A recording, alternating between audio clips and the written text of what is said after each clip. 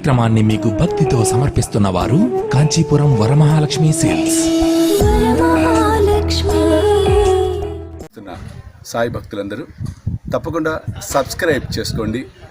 ప్రతి video upload అయిన ప్రతి క్షణం మీకు వెంటనే మెసేజ్ వస్తుంది. తప్పకుండా ఈ చక్కటి సౌలభ్యాన్ని ఉపయోగించుకోండి. సాయి సర్వస్వంలో టెలికాస్ట్ అవుతున్న వీడియోస్ అన్నిటిని వీక్షించే ప్రయత్నం చేయండి.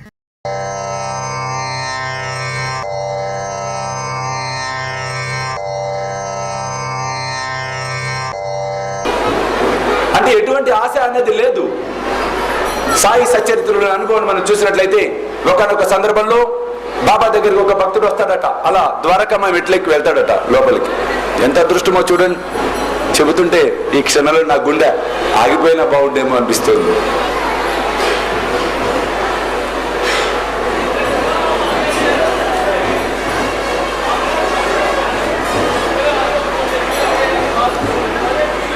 ఆ విధంగా మెట్లెక్కి బాబా దగ్గరికి వెళ్ళటం. బాబా చూస్తాడు. నాకు 50 రూపాయల దక్షిణ కావాలరా అన్నాడు బాబా. ఆ భక్తుడే ఉన్నాడు తెలుసా. బాబా అది నా దగ్గర డబ్బులు లేవు బాబా. అలాగా నీ వెనక జేబులో ఉన్నాయిరా 50 రూపాయలు తీ అన్నాడు బాబా. వెనక జేబులో 50 రూపాయలు చూసి ఆ భక్తుడికి అమ్మో బాబాకిలా తెలిసిపోయింది. ఇది నా జేబులు 50 రూపాయలు ఉన్నట్లు నీకు తెలీదా? నేను తెలియదని అనుకుంటున్నా, కానీ నాకు తెలిసిపోయిందే, అనవసరంగా అబద్ధం చెప్పానే అని అప్పుడు అవగతం చేసుకున్నాడు. సాయిబాబా సర్వజ్ఞుడు, సర్వాంతర్యామి. ప్రపంచకంగా ఆయనకి కావలసినవి ఏమి లేవు.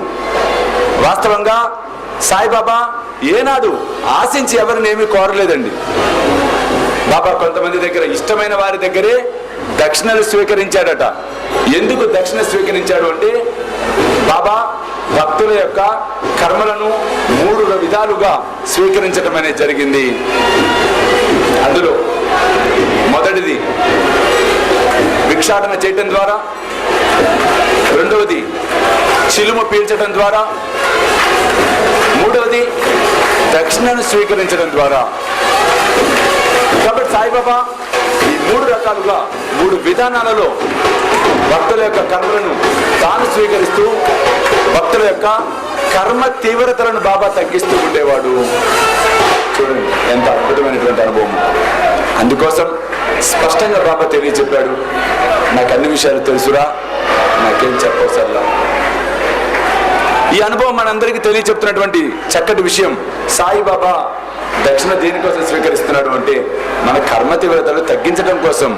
బాబా ఒకటే చెప్పాడు, సాయి సాయి అన్న నా నామాన్ని ఎవరైతే ఉచ్చరిస్తారో వారికి నేను రుణగ్రస్తులను అవుతానురా, లౌకిక పరమైన కోరికలన్నీ తీర్చి వారి రుణాన్ని తీర్చుకుంటాను అన్నాడు బాబా.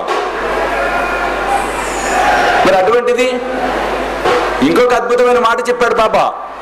ఎవరైతే ప్రతిదీ నాకు సమర్పించకుండా తీసుకోరో, ప్రతిదీ నాకు సమర్పించిన తర్వాత తీసుకుంటారో, సర్వకాల సర్వావస్థలందు నా నామస్మరణం చేస్తూ ఉంటారు, వారికి అమితమైన రుణగ్రస్తులను అవుతాను, మోక్షమిచ్చి రుణాన్ని తీర్చుకుంటాను అన్నాడు బాబా.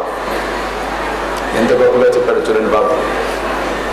కాబట్టి సాయి బంధులారా, సాయిబాబా ఎదురు వ్యక్తి దగ్గర నుంచి, భక్తుల వద్ద నుంచి కానీ ఏ రోజు ఏమి ఆశించలా, ఆశపడలా. కారణం సృష్టికర్త ఆయన, వీటిని సృష్టించిన వాడే ఆయన. ఏనాడు ఆశించలేదు బాబా. ఒకనొక సందర్భంలో ఒక భక్తుడు వస్తాడు. బాబాకు ఒక 100 రూపాయలు కట్టాలా ముందు పెట్టగానే చూస్తాడు బాబా, ఈ డబ్బును నీ ఇనపెట్టెలో దాచుకోరా అన్నాడు, కానీ తీసుకోలేదట. కారణం ఆ భక్తుడు అహంకారాన్ని ప్రదర్శించాడు. అక్కడ నేను ఇస్తున్నాను, నేను గొప్పవాణ్ణి. చూడండి భావన, ఎటువంటి భావన.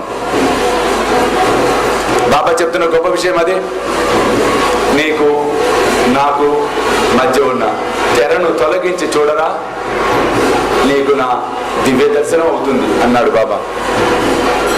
ఆ తెర అజ్ఞానం, ఆ తెర అహంకారం, ఆ తెర మాయ. కాబట్టి సాయి బంధువులారా, అటువంటి ఆ తెరను తొలగించుకునే ప్రయత్నం చేయాలి అంటే సర్వకాల సర్వావస్థలందు సాయిబాబా యొక్క నామస్మరణము మనము త్రికరణ శుద్ధిగా చేయాలి, భక్తితో చేయాలి.